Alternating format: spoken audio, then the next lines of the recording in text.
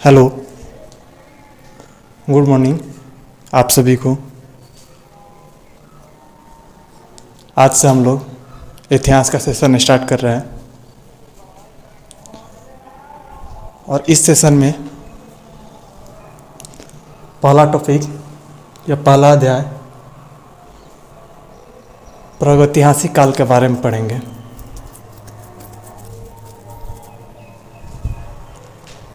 प्रागैतिहासिक काल के बारे में पढ़ने से पहले इतिहास के बारे में कुछ जान लेते हैं। इतिहास किसे कहते हैं? क्वेश्चन कोई पूछ देता है या क्वेश्चन आता भी है कभी कभार। इतिहास उस कालखंड को कहते हैं जिस कालखंड में किसी व्यक्ति द्वारा या किसी वस्तु द्वारा कोई घटना हुआ हो या किया गया हो, या हम लोग ये कह सकते हैं कि बीते हुए कालखंड को इतिहास कहते हैं। बीते हुए कालखंड में घटी हुई घटनाओं को इतिहास कहते हैं।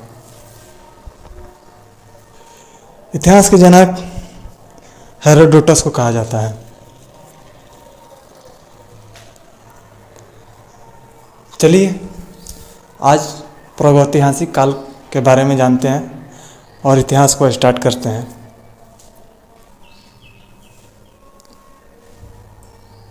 प्रागैतिहासिक काल में आदि मानव जो कि जानवरों के तरह रहते थे उनके बारे में जानने की कोशिश करेंगे। जो जानवरों की तरह रहते थे, जो मानव जिसे प्रारंभिक मानव कहते हैं, उनके बारे में जानने का प्रयास करेंगे।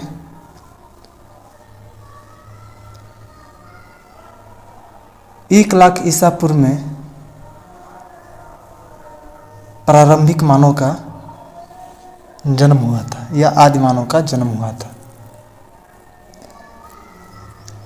ये लोग बानर के जैसे दिखते थे और पेड़ पौधों पर निवास करते थे। इन्हीं प्रारंभिक मानवों का नाम था प्राइमेटर। प्राइमेटर किसे कहते हैं? प्राइमेटर उसे कहते हैं जो बानर की तरह दिखते हैं। बानर की प्रजाति जो होती है उसे प्राइमेटर कहते हैं। जैसे प्राइमेटर में लंगूर, बानर या फिर चिंपांजी, ये सब प्राइमेटर में आ जाते हैं। ऐसे ही पहले के लोग पेड़ पौधे पे रहते थे, ऐसे ही सेब बानर की जैसे रहते थे। प्राइमेटर बानर खाने की तलाश में पेड़ों से उतरे और उतरकर चलने सीखे, फिर खड़े होने सीखे। पेड़ों पर से अब वे लोग भूमि पर रहने लगे, क्योंकि पेड़ों से अधिक भूमि पर खाने की वस्तुएं उन लोगों को प्राप्त हो जाती थी। उन लोग की आवश्यकता की चीज़ें भूमि पर प्राप्त हो जाती थी, इसलिए वो अब पेड़ छोड़ के भूमि पर रहने लगे। इसी प्रकार प्राइमेटर में परिवर्तन हुआ और आधुनिक मानव का विकास हुआ। प्राइमेटर बंदर से ही आधुनिक मानव का विकास हुआ है। पहले प्राइमेटर बंदर थे, उसके बाद आपका प्राचीन मानव बने या प्रारंभिक मानव बने। प्रारंभिक मानव के बाद उन लोग की चेतना आवश्यकता के अनुसार चीज़ों का बनाना, चीज़ों का आविष्कार करना उन लोग किए ये सब। उसके बाद आधुनिक मानव बने और आधुनिक मानव में हम लोग आ जाते हैं। तो आधुनिक मानव का विकास प्राइमेटरों से ही हुआ है। प्राइमेटर्स जो थे वो अफ्रीका महाद्वीप में रहते थे।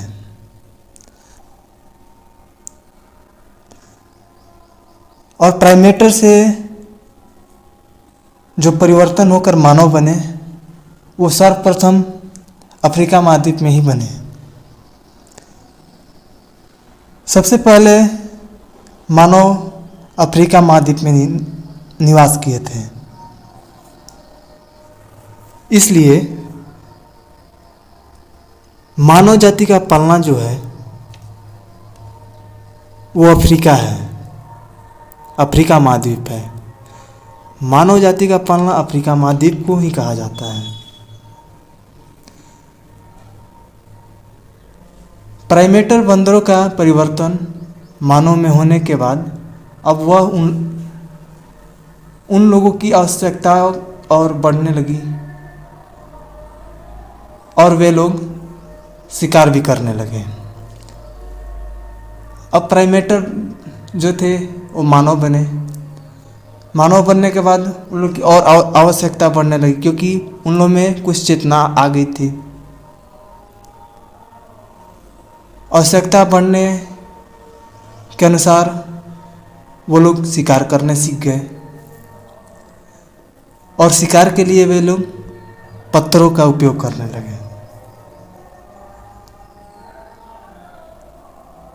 और जब पत्थरों का प्रयोग करना शुरू किए तो इसी समय को पसाड़ काल कहते हैं। पसाड़ का मतलब ही पत्थर होता है और काल का मतलब समय होता है। दोनों को मिलाएंगे तो पसाड़ काल, पत्थरों का समय। प्रागैतिहासिक काल के बाद पसाड़ काल प्रारंभ होगा। अब पसाड़ काल के बारे में जानेंगे।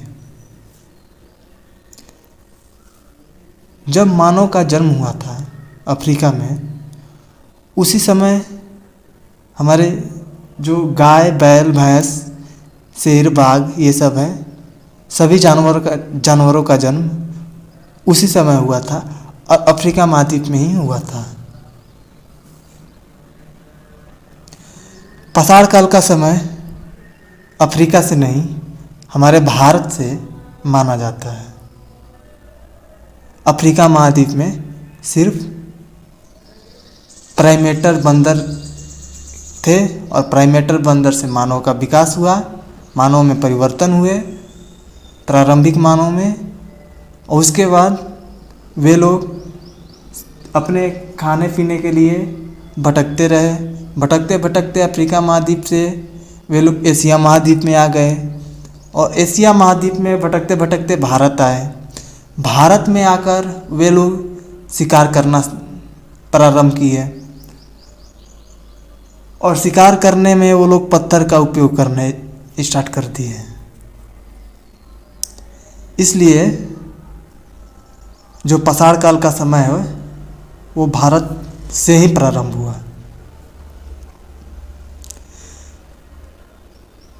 पसाड़ काल को आखेटक और खाद्य संग्रह का समय माना जाता है क्योंकि प्रारंभिक मानव बस इतना ही जानते थे कि शिकार करो और खाना खाओ, खाना को संग्रह करो ताकि 3 टाइम का खाना आराम से बैठे बैठे मिल जाए।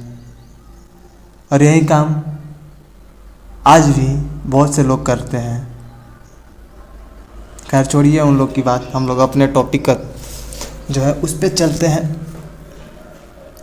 जो हमारा टॉपिक है आज का। पसाड़ काल के मानव जो थे वो अपना जीवन यापन शिकार करके बिताते थे। पसाड़ काल का 3 भाग है। यह पसाड़ काल को 3 भागों में विभाजित किया गया है। पहला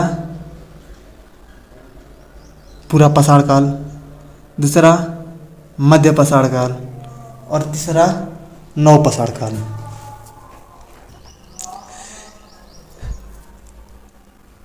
पूरा पाषाण काल को भी 3 भागों में विभाजित किया गया है।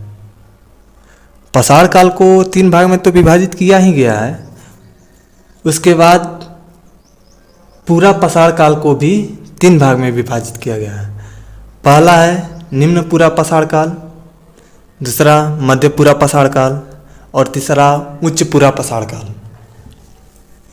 निम्न पूरा पाषाण काल का समय 5 लाख ईसा पूर्व से 50,000 ईसा पूर्व तक है। मध्य पूरा पाषाण काल का समय 50,000 से 40,000 ईसा पूर्व है और उच्च पूरा पाषाण काल का समय 40,000 से 10,000 ईसा पूर्व है। निम्न पूरा पाषाण काल में मानव पत्थरों का प्रयोग करते थे। जो प्रारंभिक मानव थे वो पत्थरों का प्रयोग करते थे। और निम्न पूरा पाषाण काल यही हमारे भारत से ही प्रारंभ हुआ।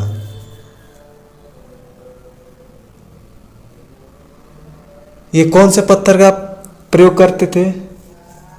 उस पत्थर का नाम था क्वांटजाइट पत्थर। ये लोग क्वांटजाइट पत्थर का प्रयोग करते थे। इसी पाषाण काल में आग का भी आविष्कार हुआ।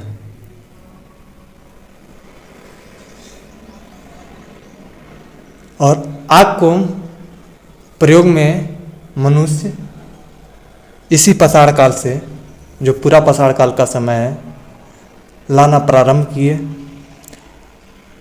मध्य पूरा पाषाण काल में व्यापक रूप से आग का उपयोग होने लगा था। मतलब व्यापक मतलब कि बहुत ज़्यादा रूप से प्रयोग होने लगा था। आग का प्रयोग करने का साक्ष्य जो है वह चीन के चाओ जू कोजियन गुफा से मिलता है। जो पूरा पाषाण कालीन मानव थे, वो लोग आग का जो प्रयोग कर रहे थे, उसका साक्ष्य चीन के चाओ जू कोजियन गुफा से मिलता है।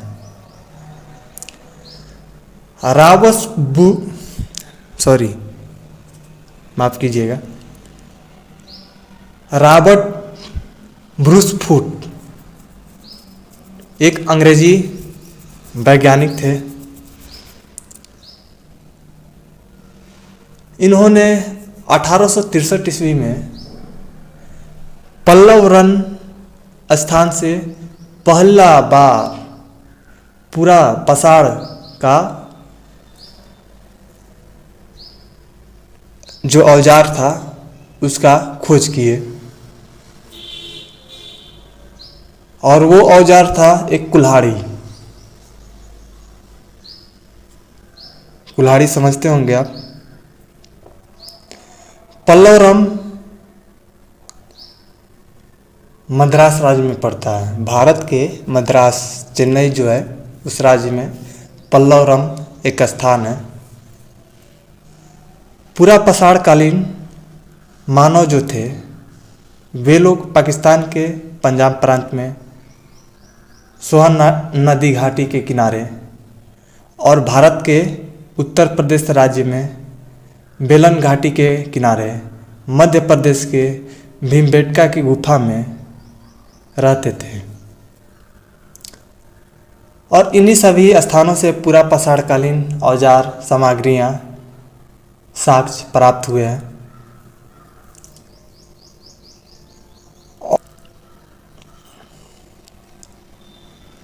औजार जो मिले हैं वो उत्तर प्रदेश के बेलन घाटी से मिले हैं। बेलन घाटी बेलन नदी से बना है। यह बेलन नदी की ही बेलन घाटी है और ये उत्तर प्रदेश के मिर्ज़ापुर जिला में पड़ता है। शैल आश्रम का साक्ष्य भीमबेटका की गुफा से मिला है जो मध्य प्रदेश में पड़ता है। और एक मानव की खोपड़ी भी मिली है जो कि नर्मदा नदी के किनारे होशंगाबाद स्थान से मिला है। यह खोपड़ी पूरा पाषाणकालीन की एकमात्र ऐसी मानव जीवाश्म है जो कि भारत में मिला है। इसके बाद पूरा पाषाणकालीन मानव जीवाश्म है वो नहीं मिला है। बाकी सब जितने भी मानव जीवाश्म मिले हैं वो अलग अलग काल के हैं, जैसे मध्य पाषाण काल के हैं, नव पाषाण काल के हैं, ऐसे करके हैं। मध्य पूरा पाषाण काल में फिलंटर पत्थर के प्रयोग होते थे। मध्य पूरा पाषाण काल में फलक औजारों का प्रयोग हुआ। इसी कारण से मध्य पूरा पाषाण काल को फलक संस्कृति का काल भी कहा जाता है। आग को सबसे ज़्यादा प्रयोग में मध्य पाषाण काल में, जो मध्य पूरा पाषाण काल था, इसी काल में लाया गया। कुछ लोग जो अपना श्रृंगार है, सजावट है, वो भी करना सीख लिए। कुत्ते को पालतू पशु बना लिया गया। आधुनिक मानव का विकास जिसे हम लोग होमो सैपियंस कहते हैं, इसी समय से हुआ, जो मध्य पूरा पाषाण काल का समय है। और एक बात आप लोग ध्यान में रखिएगा कि पहली बार पशु, जो पहला पशु था, पहली बार नहीं, पर जो पहला पशु था जिसे पालतू बनाया गया, वह पशु कुत्ता था। कुत्ते को पहले बार पालतू बनाया गया था। मध्य प्रदेश से एक शैल चित्र जो कि पत्थर पर किया जाता है, यह किया गया था, वो प्राप्त हुआ है और वो भीमबेटका की गुफा से प्राप्त हुआ है मध्य प्रदेश में।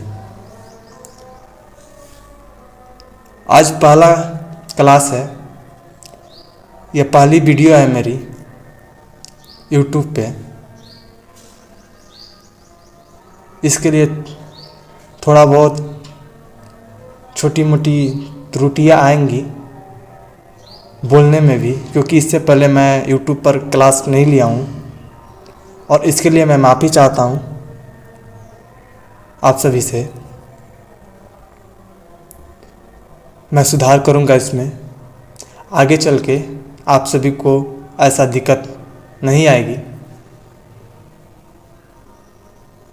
और आज के लिए इतना ही रहने देते हैं। अगले वीडियो से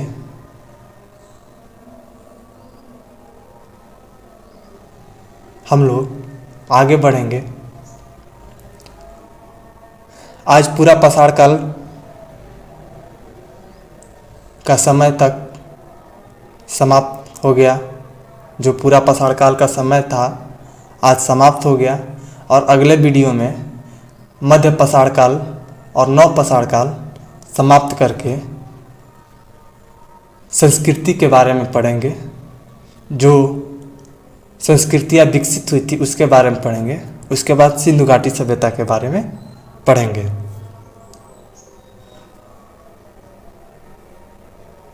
और एक बात बता दूं आप सभी को कि जो भी इस वीडियो में आप सभी को लगे कि गलत है या जो लगे कि मैं गलत बताया हूँ, उसको आप कमेंट में मुझे ज़रूर बताइएगा, क्योंकि मैं ऐसे कभी क्लास नहीं लिया हूँ और आज पहली बार मेरा क्लास है। क्लास लेने में मैं उतना सक्षम नहीं हूँ। आज मुझे उतना अभ्यास नहीं है YouTube पर क्लास लेने का, इसलिए छोटी बड़ी गलतियाँ हो जाएगी और बोलने में भी थोड़ा बहुत गलतियाँ होगी। इन सब बातों के लिए मैं आपसे माफ़ी मांगता हूँ, आप सभी से माफ़ी मांगता हूँ। अगला वीडियो मैं अच्छे से लाऊंगा। आज के लिए यही समाप्त करते हैं, और आप लोग सहयोग बनाए रखेंगे तो इतिहास का सभी अध्याय से मैं आप सभी को वीडियो ला कर दूंगा। जय हिंद।